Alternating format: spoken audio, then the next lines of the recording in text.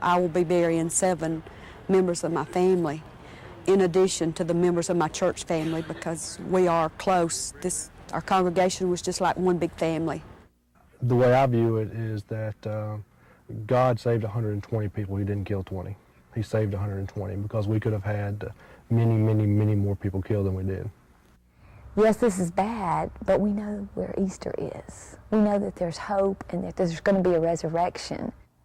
Just behind me are the remains of the Goshen United Methodist Church outside of Piedmont, Alabama. This church was destroyed Palm Sunday by a violent tornado that swept through this part of the state. The timing for the congregation could not have been worse. They were in the midst of a pageant celebrating Palm Sunday. Children were at the front of the sanctuary, and the tornado sucked the walls of the church out and dropped the roof right on the congregation. 20 people died, 6 of them children. The nation's media has focused its attention on this event and raised questions about where was God in the midst of this. Was this just a random act of nature that no one can protect you against? Or is the God these people worshipped not to be trusted? Or is there another message that emerges from the midst of this tragedy? I'm Bill Turpie. Join me for a Vision Special, Winds of Terror, Spirit of Hope.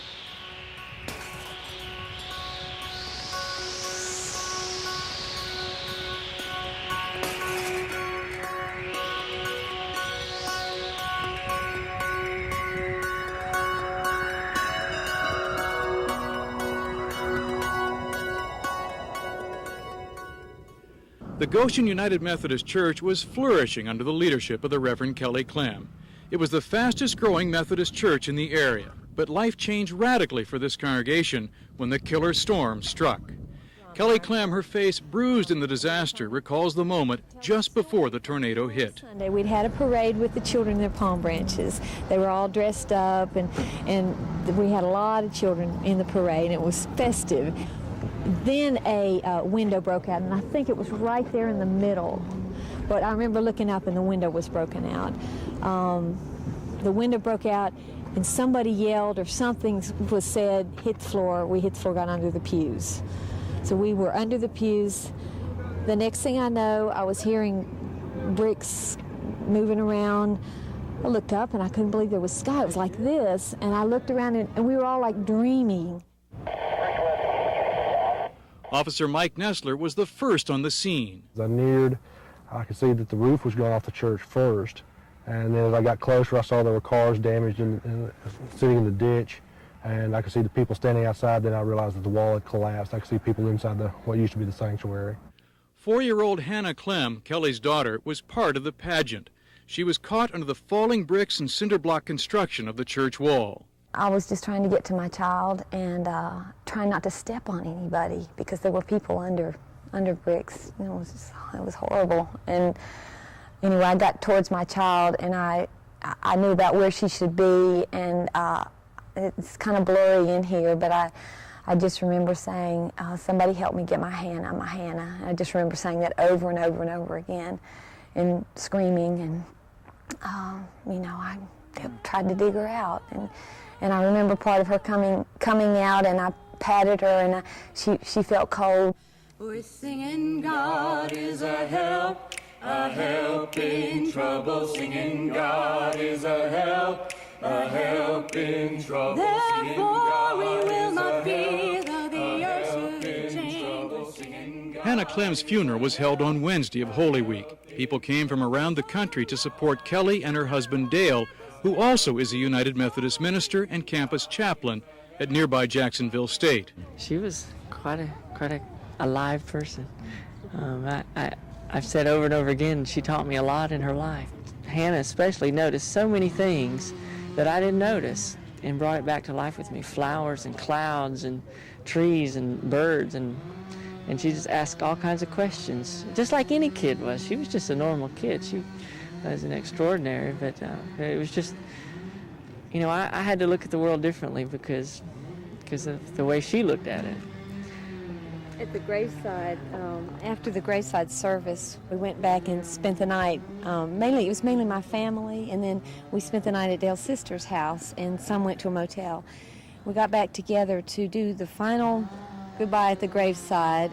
They had just, there were flowers on the casket, and it was covered up and everything, ready to go I guess, ready to go down in the ground and be covered up completely with dirt.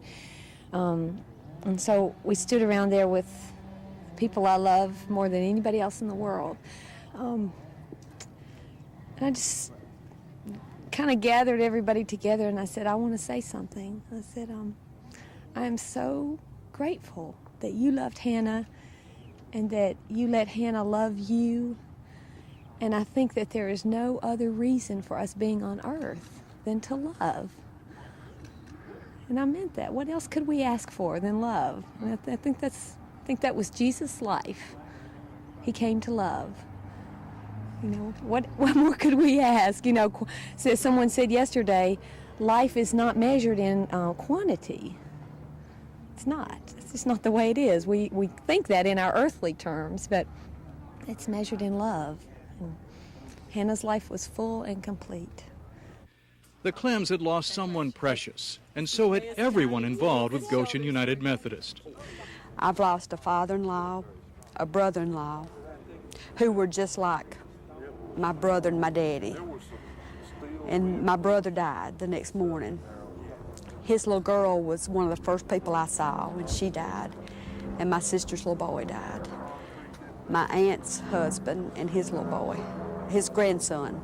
So 7 of my immediate family, my close family. But you'll have to understand with this church, I've been in this church for 45 years, and with this church, all the members were family.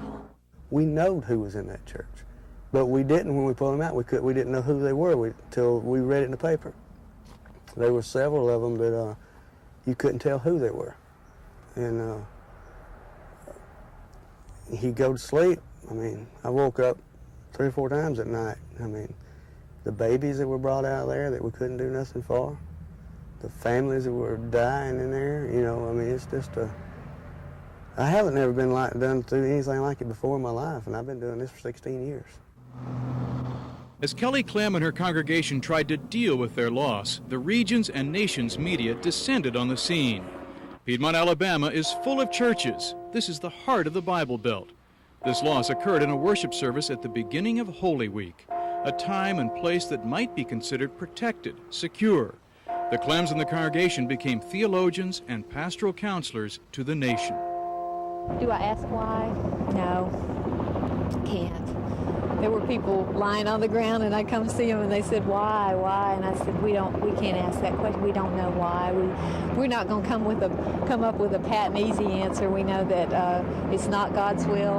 I think it's nature. These things happen. As the congregation began to pick up the pieces of their lives and work through their grief, there was a consciousness that their own drama paralleled the drama of Holy Week. The days from Palm Sunday to Easter, recalling the triumphal entry of Jesus into Jerusalem, his betrayal and death by crucifixion, and finally the celebration of Easter and the resurrection. Though their decimated church was full of bittersweet memories, and there was pressure for the Clems to leave so they could have the time and space to do their own grieving, the congregation and the Clems were conscious of being part of a pattern, a drama they could not escape and did not want to miss. It's very ironic to me that, you know, the time of the year when we're talking about the passion and the suffering is you know, we're living that out. And the challenge for faith for us to be faithful is to really see the Easter and see the hope in the midst of that. I want to claim the resurrection. That's very, very important to me. And I want to be there with my congregation. And after that, I think we'll let down. And we have plans to just get away to a quiet place where not a lot of people know us. Dale and I and Sarah and as much of my family as we can have there with us. She has a mother's heart, a wife's heart, but a pastor's heart. And those all are involved in this whole tragedy. And she's able to know when she is which, and that she needs to take care of her own grief. Students from the Wesley Fellowship, which Dale Clem heads up at Jacksonville State, began the process of cleanup for an Easter sunrise service at the church. It's amazing how this community is just pulled together from a great tragedy like this, and just, I would never expect it for them to have a service exactly 1 week to the day after the tornado hit. But before that Easter moment, the Clems and the congregation were caught up in trying to cope with their enormous losses. Funeral services were held throughout the week. Many often included 3 family members at once. A lot of questions, and I have said to the people all the way through, it's all right to ask why. God understands that. Ask why. It may be all right even to be angry at God. I think He's big enough to take it, you know. Your being angry at God for a moment isn't going to change who God is. But if you stay angry at God, it will change who you are. While also trying to understand the resources of their faith for this moment, many were trying to assess the force of the tornado which struck here with such vengeance. This is what some of the storms looked like earlier in the morning. Piedmont is the only town in the county which does not have a tornado warning system. You get an idea of the power and violence of this tornado when you see what it did to a house like this. The Weather Service estimates that this was an F4 tornado, which is one of the most powerful. They only go up to F5 in categorizing tornadoes. Just down in that field there is the dryer from this house. And right here is the washing machine which was paired with that dryer, blown about 100 yards in the air down into that field. The Weather Service says that the winds here got up to 250 miles an hour. It was just right yonder where that house used to be, and it came down like that, but it was straight like at the bottom. It didn't really look funnel like they usually do, like I've always seen on TV. But it was terrible wind. I mean, I would have canceled the services in a heartbeat, knowing we were under tornado warning. The tornado that destroyed the Goshen United Methodist Church damaged a number of homes in that area. Here, about 6 miles away, almost the reverse happened. The tornado damaged the Union Grove United Methodist Church while it destroyed many of the homes in this area. We were about 3/4 of the way through the service. I just started our sermon, and power went off. Had a few folks begin to move downstairs. It was all very sudden. We heard a loud thud noise on the church, and then the windows came in, and we had about 10 make it down the stairs, and the rest of us just dove under pews. And people's homes in here, what happened? Most of the homes through here are destroyed. You see a few standing. Most of them are members of our church, and thankfully they were in church at the time. Though the Union Grove Church was not destroyed, its sanctuary may be beyond repair. The people here are farmers, and they're close to the earth. What's pleased me in all kinds of events like this is they, above all people, know the difference between an act of God and an act of nature. They've lived through droughts and tornadoes and all the things we can imagine in their lifetime, and they distinguish the difference. And this is an act of nature. I think we all basically understand that God doesn't cause destruction, and God certainly wouldn't cause one church to fall and another church to stand. The congregation has said, as I've listened to them give their testimony and their witness over and over again, that they're part of creation, God's creation. And a tornado came this way, and it is a tragedy. It hit this church on a special day. But they're not isolated from creation, but their faith gives them strength for this moment. This is Amy. We lost Amy. And this is my brother Buddy. We lost him. And here's Eric, a good one of him, right there. Whether it is nature or some other force that wreaked this havoc, the losses play across family networks here.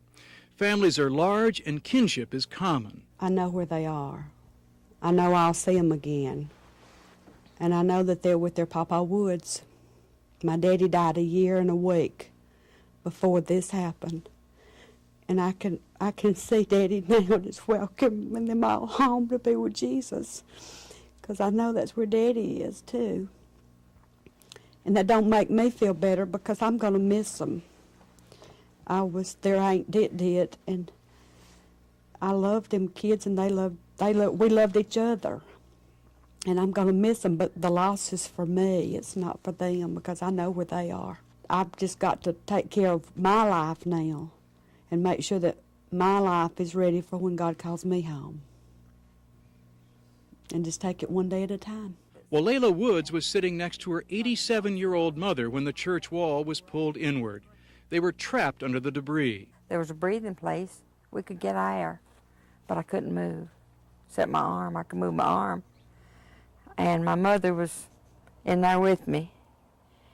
And she could move one of her arms, and we'd pray a while, and then she'd groan a time or two, and I'd reach up and catch her hand and hold it till we got real tired, and then we'd turn hands loose. What's holding you up in this time? The Lord. Prayers of the people. I'm telling you, they bound to be praying for me, or I wouldn't. And people say, oh, you're so strong, go through all this. I said, not me. I couldn't do it by myself. I fully believe that. But he knows how much we can take. We don't need, 50 long-term counselors. What we need is 50 pastors who will make a canvas of that whole area in the next week or two. Am I off base on that, Fred? Or? The United Methodist Church, through its relief organization, has been providing financial assistance and is helping to organize local pastors to get them out to visit and spend time with every family member in the area affected by the tornado. Victims are in 6 different hospitals. My sense is that people just need to know how to reach out for help. People need also to just talk about what's happened. And the pastors, I think, need to just listen to those stories and let those people tell those stories. That's a primary need. And in the telling of those stories, the pastors may hear some things that would help them see how some connecting needs to be done with further help. I think it's going to be a complicated grief process for a lot of people because they've lost multiple church members, and they have to assimilate all those feelings about all those people and the tragedy itself, and I think it'll be a complicated grief that'll go on a long time, a lot longer than a normal grief would go on. When people cry out why, they're not asking for a theological education. They're saying help. That's right. They're crying, somebody pay attention, I'm hurting. And then I motioned to Patricia, you do it all. And she walked up to the middle of that wall that fell in. Because we could sing without music, but the drama people, they didn't know their parts. Yeah. I've got stitches through the back of my head and in my arm, and a mass of my leg and shoulder look like your eyes, Kelly. Experts in psychology who deal with disasters say that adults need to talk about their experiences, but children need to act them out. Mark Fromby is 5. He and his 10-year-old sister Clarissa were among the children caught under the rubble at the Goshen Church. There was bricks. I just jumped down and went to the car, buckled my seat, went to the car, buckled the seatbelt up, and that's where they found me. 1, 2, 3, 4, 5. Part of acting out and recalling the trauma may be as Mark counts the stitches in his sister's arm. We are asking for professional counselors to come with some of the children who are having some very severe nightmares over this thing, afraid to go to bed, don't want to let the windows down, don't want their parents to leave them. There are a few, but very few of the children in this situation. I'm from Gadsden, and I wanted to write you a check. Thank you. Whatever you want to, just write needy family at the bottom, and we'll make sure it gets to someone. That helps a whole lot. Please know that. Thank you so very much. Bless you. I was a flight engineer on the B-29 whenever we truly rained terror all over the earth during the Second World War. And I always try to help out wherever I can because I realize what devastation is. This is the Piedmont Civic Center, and these are all the donated goods that have come in from all over the world. The disaster, as well as the Clem's frequent TV appearances, have produced a tremendous response from around the county and around the country. Yeah, this is just the normal desire of people to respond and do something to illustrate the way in which their faith or their humanity can be illustrated in a specific, tangible way. Why hast thou forsaken me? Some of Christ's last words before he died. They were repeated today in Good Friday services across Alabama, and perhaps in the hearts of those who lost loved ones and homes in Palm Sunday's tornadoes. Many are questioning their faith. The destruction and death caused by the tornado raised tremendous theological questions about where was God. The couple whose house this is say they believe God protected them when they dived into their kitchen table and the tornado passed over, albeit destroying their house. But if God protected them, where was God when 20 people were killed, including 6 children, at the Goshen United Methodist Church? Not feeling really theological right now, but I know that I don't blame God. God has been with us throughout all of this. God did not make this happen. This morning I woke up thinking about Moltmann and the suffering God, and how I know we're crying so much, but God is crying too. And I really believe that. And that makes meaning for me out of this. I also have keep thinking about Rene Rilke, the poet, and who said that the greatest gift you have to give the world is your deepest burden or your deepest pain. And, you know, this is certainly the biggest pain we've ever had. And, you know, maybe that is something can come from that could enable us to be more compassionate to others and, you know, to suffer with other people. Because he lives, I can face tomorrow. Because he lives, all fear is gone. Good to see you. It looks like it. Let me sign it after a while. They are the ones who wanted to be there Easter sunrise. I wasn't sure that would be of any interest to them. They're all coming and telling me, we're going to be there, we're going to be together.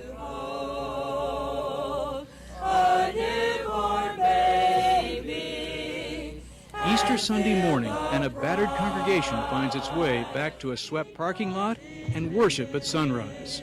Carol Scroggin leads the service. She was directing the choir when the tornado hit. May the power of Easter stay with us as we rebuild and start anew. In the midst of our sorrow and confusion, help us find peace in the knowledge of your loving mercy to all your children. Give us faith to see beyond touch and sight some sure sign of your kingdom. And when all else fails, may we trust in your love which never fails.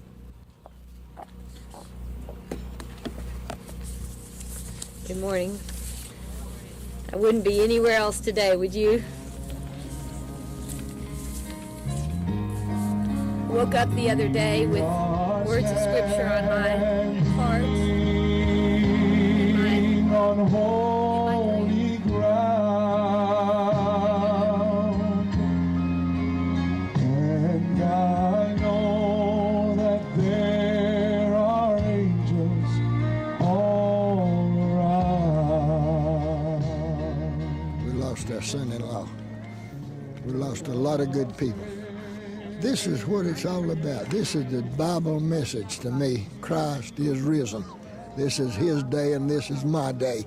We're going to rise again in his name. The community's here, inactive members are here. The sun rose. It was beautiful. It was beautiful. It really was. For many individuals and Christians, Holy Week is a symbol of their experience of the Christian faith. For the Goshen United Methodist Church, they have lived that experience from the tragedy of Palm Sunday to the celebration of the resurrection of their church and of Jesus Christ in this sunrise morning service. As their pastor says, their understanding of God is not as one who has brought this tragedy, but rather as one who is with them in the midst of the suffering to give them a spirit of hope to go on. I'm Bill Turpie in Piedmont, Alabama, for the United Methodist Board of Global Ministries and United Methodist Communications.